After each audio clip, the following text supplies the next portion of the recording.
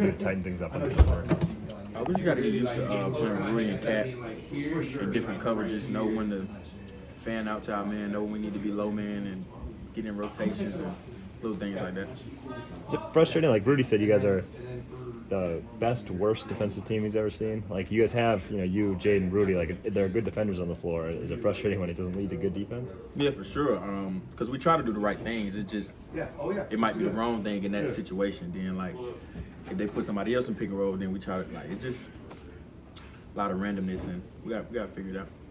And you guys are going to have to be a little patient while you work through this, but how do you balance trying not to get too caught up in one loss or one mistake, but also having a sense of urgency that you want to get these wins, right? Like, follow it up.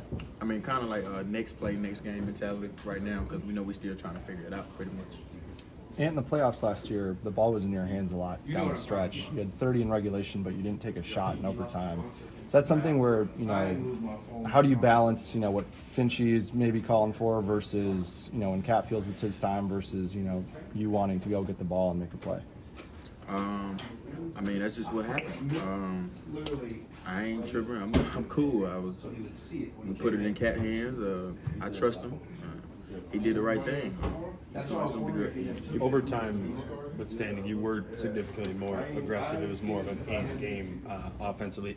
How much of that is you just taking that upon yourself, the opponent? Like, what goes into that being more aggressive tonight versus the last one? The first game I played, I'm like, man, I can't come out here and play like that again. So I kind of played my game tonight instead of like a 3-and-D guy, so I feel pretty good.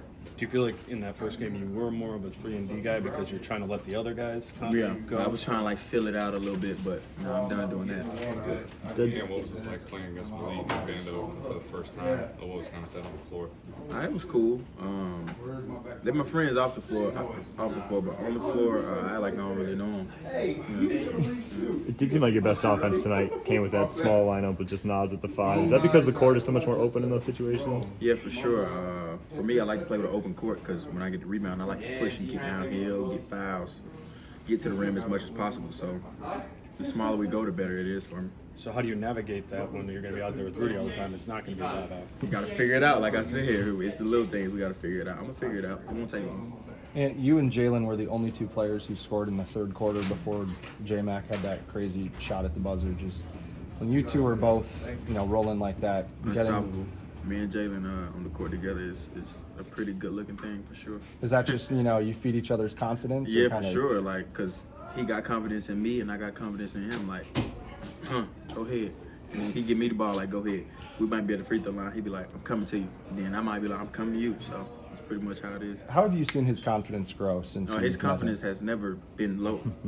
Like, you just last year he just didn't play a lot, but in practice, oh man, same Jalen, buckets after buckets. And you're bigger and stronger this year. How are you acclimating to just playing with that muscle, with that weight, and just like differently at all than maybe you were when last year or so when you're a little smaller and stuff like that? I'm actually back at 230 again. Oh, you are? Yeah. Right. My body fat was at 11. Now it's at 7.4. So I'm actually back to myself. So I'm trying to get back to used to playing. Yeah, that way. Is it just being in camp and stuff? And Camp. I lost a lot of weight. Stopped eating. I started eating kind of right. Stopped eating like heavy lows and stuff. So I lost a lot of weight. Focaccia bread. I mean, I It's just Friday. played 40 minutes, so I think I can eat some whatever it is. I think I can eat that right now. Yeah. Do you feel comfortable playing at this, lighter weight versus what you trained at all summer? Kind of, how long do you think it'll take to adjust to that? I think my weight came from right before training camp. I went home and I didn't do nothing for like 3-4 days, just eating, like trying to. So you didn't just add a bunch of weight? Yeah, no, not for real. I was kind of like maintaining my same weight throughout the summer because I would run a lot, lift, but not like too heavy.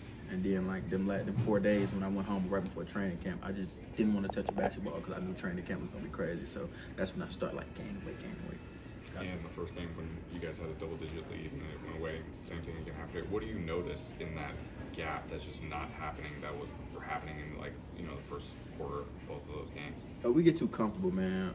Even myself, like I get complacent. I just go to the corner and just sit. Like I don't be as aggressive as I am like when we need to get the lead. So I feel like I'm gonna take that upon myself to no matter what's going on, and we up 25, 35, I'm just gonna keep being aggressive, like finding a way to get the ball, even if it ain't coming to me. I'm gonna find a way.